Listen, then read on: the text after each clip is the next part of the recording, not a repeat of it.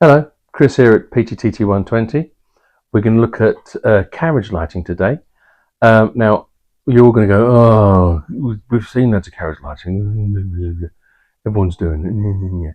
Yeah, whatever. Right? This one's a good one. Well, it's in my opinion. Okay. Now, I'd seen this lighting system being shown on Facebook, and I liked it, commented on it, and Rodney from INTLX or INTLX Products contacted me and said, well, if I send you some for free, would you do a review? And I said, yeah, sure, but it will be unbiased. I said, no, that's fair enough. I'll stand by my product. I go, okay. So he sent me these little set of instructions. Now, what's different about them? Well, okay, well, let's start off with what's normal about them. They're a warm light, okay, and they have the copper coil spring pickup, like Hornby use on the Pullmans. Okay, now although it looked like a really good system, I was worried that they might cause too much friction. Will they cause too much friction? Well, you'll have to watch the video to find out. I'm going to stick them in a Mk1. Okay, he does two versions of the Mk1 for the basic, the two types of Mk1 that we have, because one has a first class toilet at one end, the others don't. So I think there's a slight difference. The instructions are the same for both.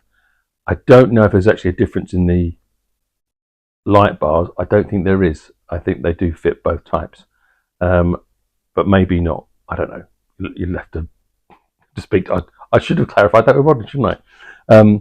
But we're going to put them in a Mk1. I want to see if it rolls as well as it always did after we've done it. What's different about them? Well, actually, these are everything's been done for you. All the electronics are already soldered into place.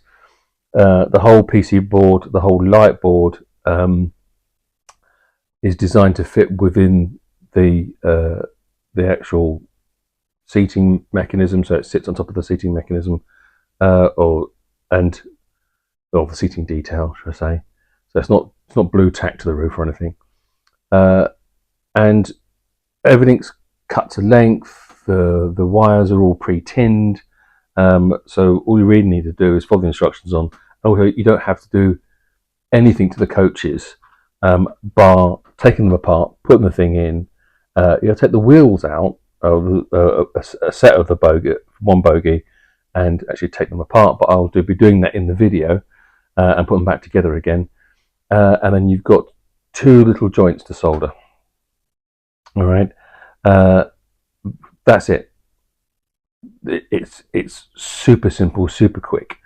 All the information to order them will be on will be in the description below, in the more description.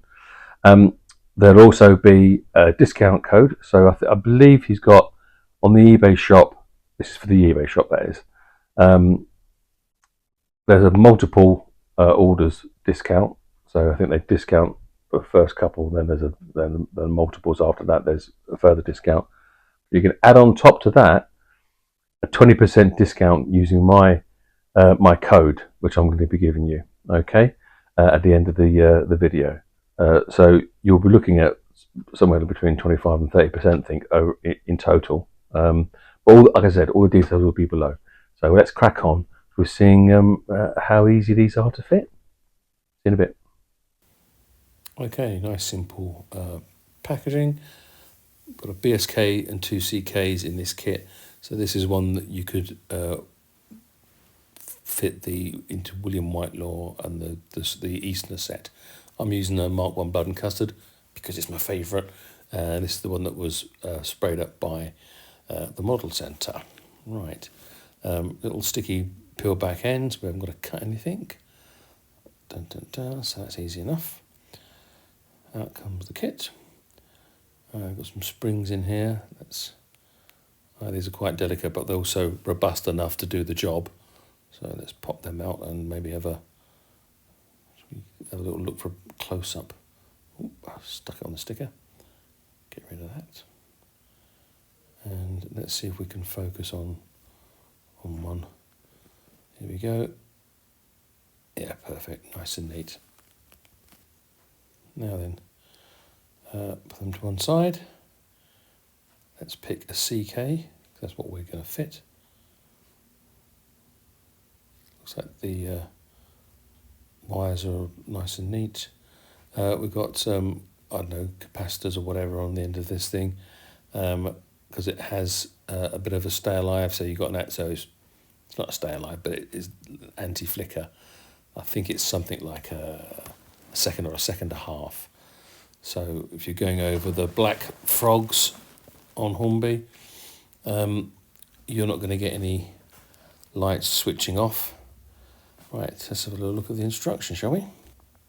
Simple, clear, step by step. We've got the Mk1 corridor composite on the left, and we've got the brake second on the right.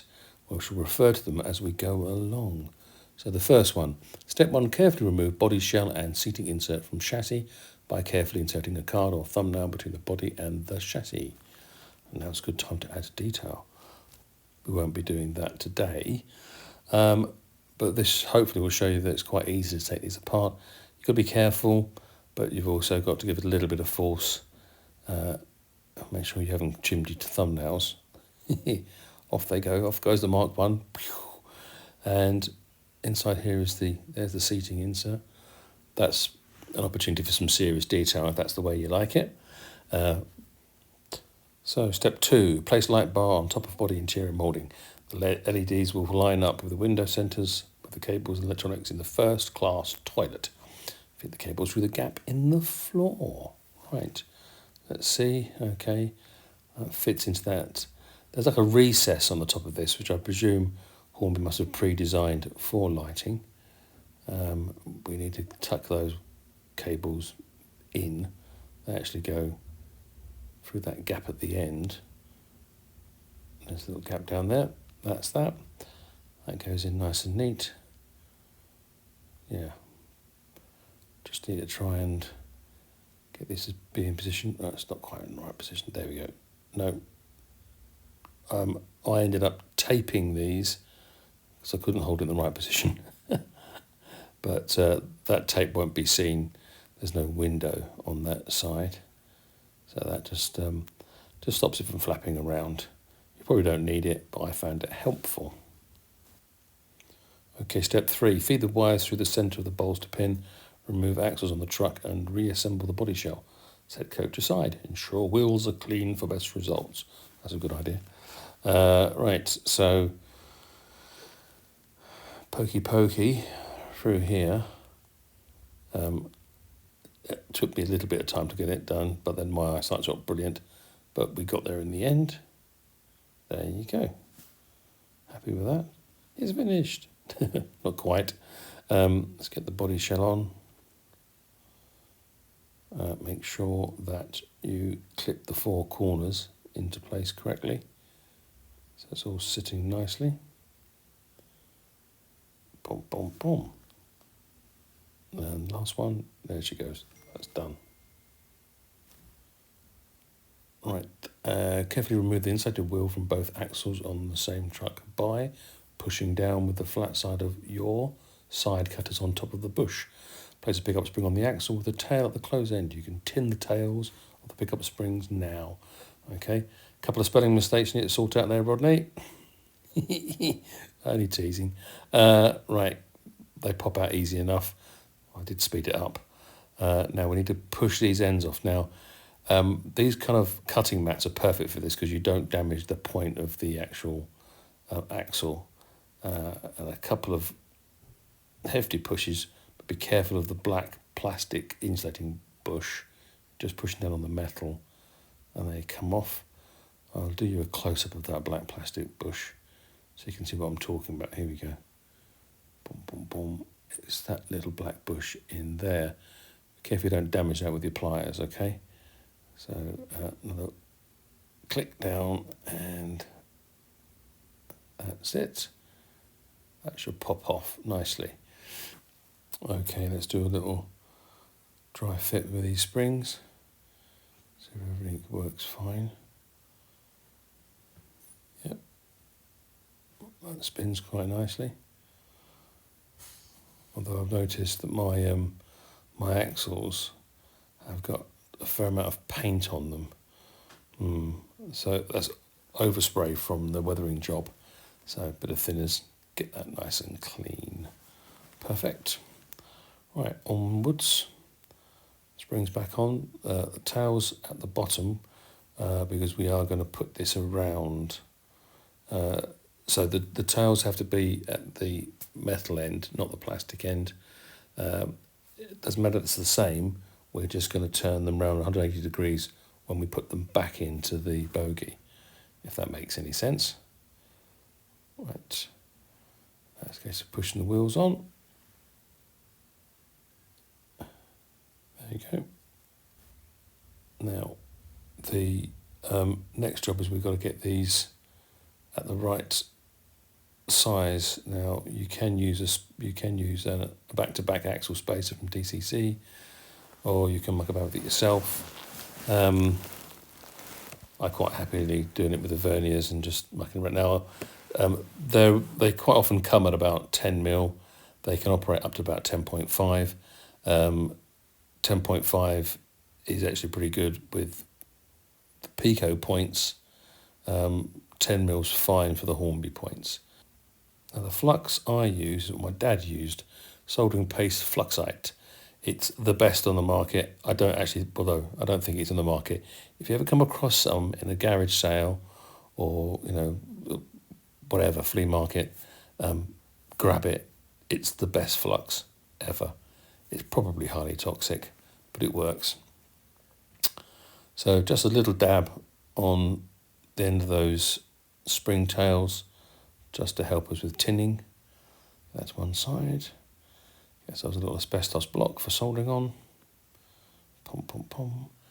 Now, and my solder also has lead in, because the lead-free stuff, I just don't see the point. I really don't see the point. I do support health and safety. It's very important. But if you've got a product that works, and you've got a product that doesn't work, which one are you going to pick? Right. I'll have to speed this up a little bit, or let it roll. A little bit of tin on there. Doesn't need a lot. I probably put too much on, actually. But there you go. Okay, step 5, replace the axles into the truck with the tail of the springs on between the axle and truck body, one each side. Cut the wires to remove any excess wire. You need just enough to reach the sides of the truck. I think these are already tinned and cut to length, but we'll double check that. Step 6, strip 2mm off the end of the wires. Tin, it's already done. Using the tweezers, fold the wires over and lay the tin section on top of the pickup spring tail. Do not allow the tails to pull sideways. Yep, as this will add drag. Touch the soldering iron to join the two together. You can also press down slightly to allow the spring tail to melt into the truck to hold it in place. I'm not sure that's ideal, but let's give it a go.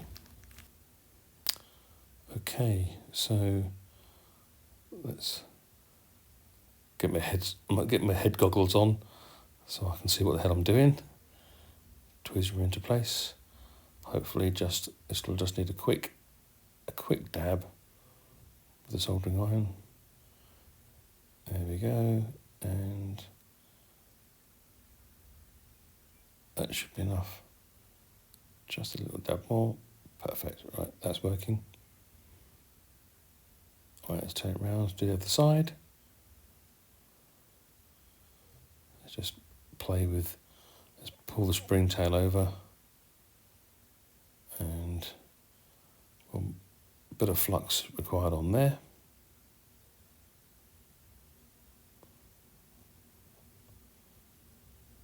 There you go.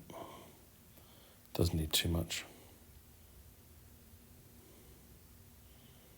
And grab that last errant cable around to line up. Might need a little bit of a tweak. I'm just going to put a little bit of a kink in it. There you go. And just get that to sit against it. There's a couple of little plastic lumps down there that are handy to push this against. Right, just a little bit of solder required on there. Has that done it? Maybe not. Nope.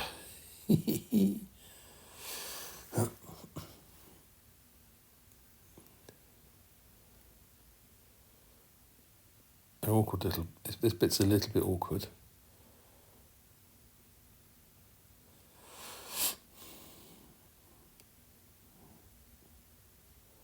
A little bit more solder, why not? I know you're supposed to add the solder to the heat, but that's got it, I think. Yep. Yep. Good. Right, bit of a close-up so you can see what we've been up to. Those wheels obviously need cleaning. Let's get them cleaned and let's start running. Yeah, give a little bit of, leave a little bit of cable so that there's enough for him to move around, not push against the inside of the wheels. But I think that's job done. Moment of truth. Switch it on. And your good old iPhone's doing what it does best, which is make things brighter than they actually are. This isn't as bright as this, I promise you. I don't know what to do about that with the iPhone. One test is, does it roll free? Oh, yes, it does. Perfect. Well, that was easier than I thought it would be, actually. And I am very pleased to say that it's had no ill effect on the running whatsoever. So the Mk1, I mean, it was already super smooth. So if you did have a rake of 7 or 8 of these things with these lights on, you're not going to have the kind of issues that we used to have with the Pullmans. I think it still occasionally have with the Pullmans. I'm not 100% sure on that. Yeah, it's a great little product. Now, the eBay link below is an Australian eBay link, okay, because that's where he is in Australia. But if you're buying enough multiples of these, you're going to get an economy of scale when it comes to the postage.